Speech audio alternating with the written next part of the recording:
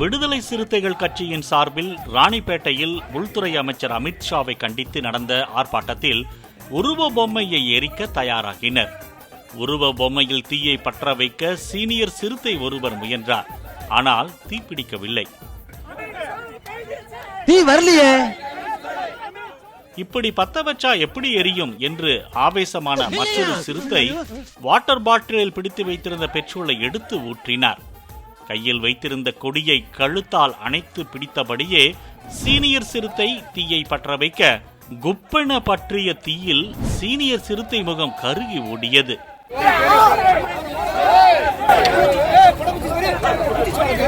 பெட்ரோலை ஊற்றியவரின் பாட்டிலிலும் தீ பற்றியதால் அவர் பாட்டிலை உதற அது அருகில் நின்றிருந்த ஒருவரது பேண்டிலும் பெண் சிறுத்தையின் சேலையில் பட்டும் தீப்பற்றி எரிந்தது. சிதறி ஓடியவர்கள் உஷாராகி உடனடியாக தங்கள் ஆடைகளில் பற்றிய தீயை அணைத்ததால் பெரும் அசம்பாவிதம் தவிர்க்கப்பட்டது. இதேபோல காஞ்சிபுரத்தில் நடந்த போராட்டத்திலும் தீ வைக்கப்பட்ட உருவ பொம்மையை ஏறி மிதித்த ஒருவரது பேண்டில் தீ பற்றி கொண்டது.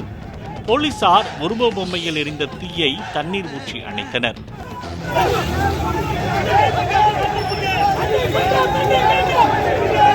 நாகப்பட்டினத்தில் எக்ஸ்பிரஸ் ரயில் வருகைக்காக சாலையின் குறுக்கே ரயில்வே கேட் போடப்பட்டிருந்த நிலையில் ரயிலை மறிக்கப் போவதாக வந்த சிறுத்தைகள் போலீசாரின் தடையை மீறி தண்டவாளத்தில் நின்று கோஷமிட்டனர்.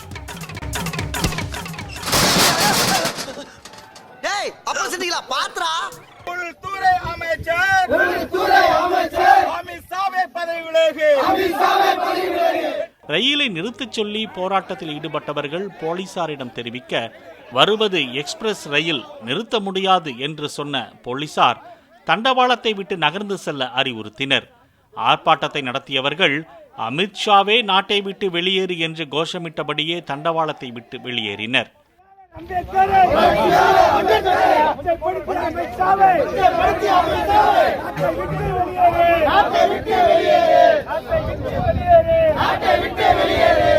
இந்த விபரமறியா போர்க்குணம் கொண்ட சிறுத்தை ஒருவர் வாங்க ரயில் தண்டவாளத்துக்குள் செல்லலாம் என்று அழைக்க அவரிடம் ரயில் வரும் தகவலை சைகையில் கூறியதும் அவரும் கோஷமிட்டபடியே வெளியே வந்தார்.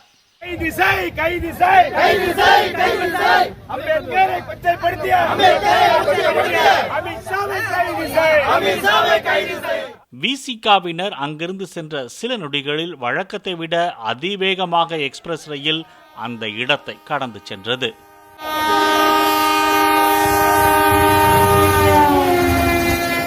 பாலிமர் செய்திகளுக்காக செய்தியாளர்கள் ராணிப்பேட்டை மார்டின், ஸ்ரீராம் மற்றும் நாகை மூர்த்தி.